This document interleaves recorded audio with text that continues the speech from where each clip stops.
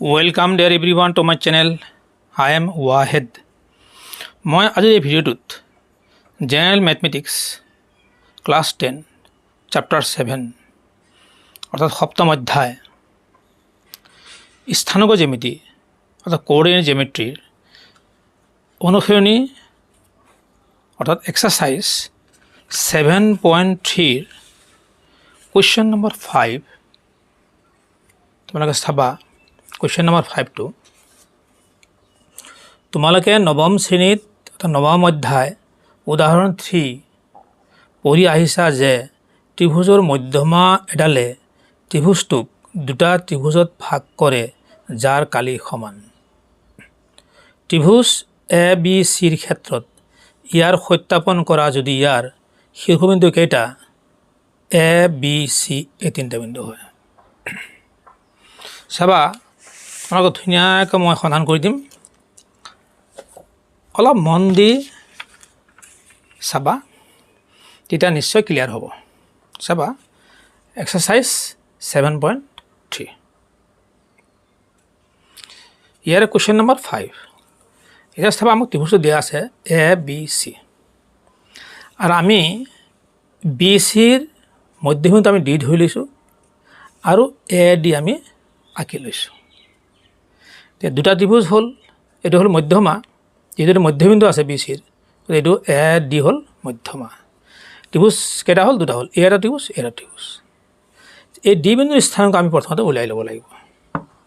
চ' D B চিৰ মধ্যবিন্দু হয়, আৰু ডি বিন্দুৰ স্থানক কি হ'ব? x1 + x2/2 y1 + y2/2 ধুনীয়াকৈ জানা তোমালোকে। গতিকে x1 + x2/2 চাবা x1 + x2/2 y1 + y2/2 এতিয়া 8 হ'ব, 8/2 4 হৈ গ'ল। আৰু ইয়াত কি হ'ব? -2 + 2 0 হৈ গ'ল, 0/2 0 হৈ গ'ল। গতিকে আমি ডি বিন্দুৰ স্থানাংক ধুনীয়াকৈ পাই গ'লোঁ, 4 0 পাই গ'লোঁ। এতিয়া আমি চাম ত্ৰিভুজৰ কালি ওলাব লাগিব কোনটো? যে এ বি ডি, এই ত্ৰিভুজৰ কালি আগতে ওলাই লওঁ। ত্ৰিভুজ এ বি ডিৰ কালি ওলোৱাৰ আগতে আমি এই ছিষ্টেমটো অলপ কৰি ল'ব লাগিব। এবাৰ হ'ল এক্সৰ মান, এইটো হ'ব কি? ৱাইৰ মান। চাবা তোমালোকে ইয়াৰে চাবা এক্সৰ মান, এইটো ৱাইৰ মান। ত্ৰিভুজ কি হ'ব? A B D.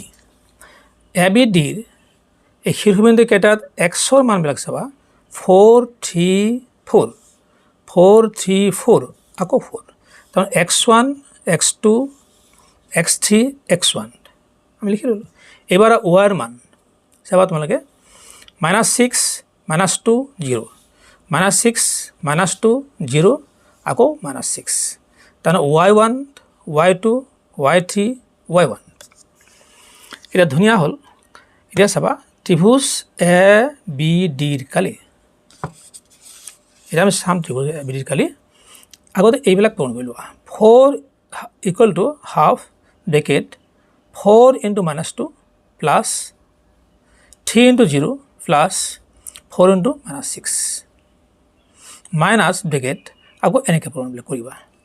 -6 3 plus -2 4 plus 0 4 0 × 4 হৈ গ'ল। ধুনীয়া। এই চাবা = হাফ 4 × 2 = 8 প্লাছ মাইনাছ আকৌ এইটো 0 হৈ গ'ল, আকৌ 4 × 24 প্লাছ মাইনাছ 24 হৈ গ'ল। এই মাইনাছটো এই মাইনাছ 6 × 3 = 18 প্লাছ মাইনাছ 18 হৈ গ'ল, আৰু এইটো 0 হ'ব, এইটো মাইনাছ প্লাছ মাইনাছ 2 4 × 8 হৈ গ'ল, 8 হৈ গ'ল। এতিয়া চাবা তোমালোকে = হাফ -8 আৰু -24 -32 হৈ গ'ল। আকৌ প্লাছ কিয় দিলোঁ আমি? যে 18 আৰু 8 18 আৰু 8 26 হয়, -26, এই মাইনাছ আৰু এই মাইনাছ প্লাছ হৈ গ'ল, -26 হৈ গ'ল। চাবা এতিয়া = হাফ -32 প্লাছ 26 আমাৰ কি থাকিব? -6 থাকে। -6 আমি এই 2ৰে যদি -6ক হৰণ কৰোঁ 3 হয়, প্লাছ মাইনাছ মাইনাছ, গতিকে কি হ'ব? -3 বৰ্গ একক হৈ গ'ল। কিন্তু ত্ৰিভুজৰ কালি মাইনাছ হ'ব নোৱাৰে সংখ্যাগতভাৱে নিউমেৰিকেলি এই মাইনাছটো আমি উঠাই দিম ত্ৰিভুজৰ কালি হ'ল 3 বৰ্গ একক এই কথাটো ভালকৈ মনত ৰাখিব লাগিব কিছুমান ছাত্ৰই ষ্টুডেণ্টে এই মাইনাছটো থৈ আহে নহ'ব ত্ৰিভুজৰ কালি প্লাছত থাকিব সংখ্যাগতভাৱে আকৌ আমি এ চি ত্ৰিভুজৰ কালি উলিয়াব লাগিব এ চি ডি এই ত্ৰিভুজৰ কালি উলিয়াব লাগিব উলিয়াব যাওঁতে আমি আকৌ আমি কি x1 x2 x3 x1 বহাই ল'ম চোৱা তোমালোকে x1 মান কি আছে আমাৰ 4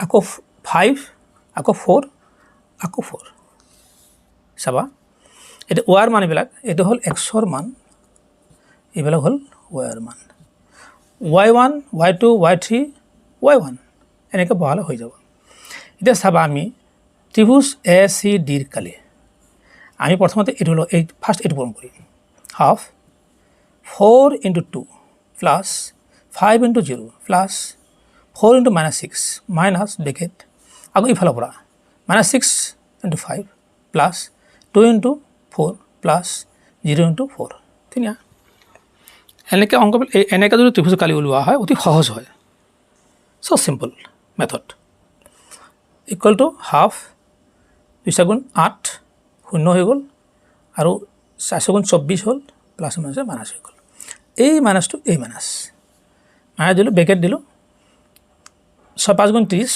প্লাস মাইনাস -30 হ'ল প্লাস এটো 0 হৈ গ'ল 2 * 4 = 8 হৈ গ'ল ধুনীয়া ইকুয়াল টু হাফ এই হাফটো এটা আহিল হাফ আহিল 8 - 24 মাইনাসটো ডাঙৰ সেইকাৰণে মাইনাসৰ আগত চিনটো আছে ডাঙৰটোৰ আগত চিন আছে মাইনাস গতিকে চিনটোও মাইনাস হ'ব 24ৰ পৰা 8 গ'লে কিমান থাকিব -16 থাকিব এতিয়া চাবা তোমালোকে এটো কিমান থাকিব 22 থাকিব কিন্তু -22 হ'ব -22 আকৌ এই মাইনাস আৰু মাইনাস প্লাস হৈ যাব প্লাস 22 হৈ গ'ল এতিয়া চাবা ইকুয়াল টু হাফ -16 প্লাস 22 হৈ গ'ল এতিয়া চাবা তোমালোকে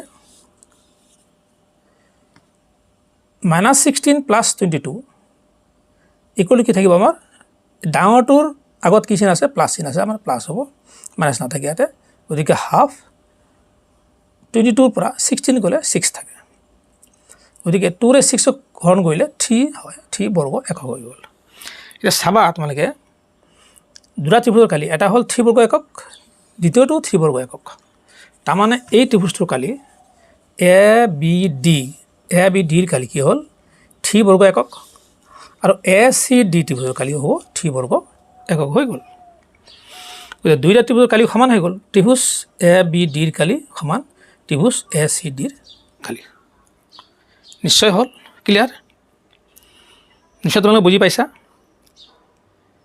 ভিডিওটো চাই কেনে লাগিল কমেণ্টত জনাবা এটা লাইক দিবা শ্বেয়াৰ কৰিবা আৰু চেনেলটো সাবস্ক্ৰাইব কৰিবলৈ নাপাহৰিবা wait for my next video' thank U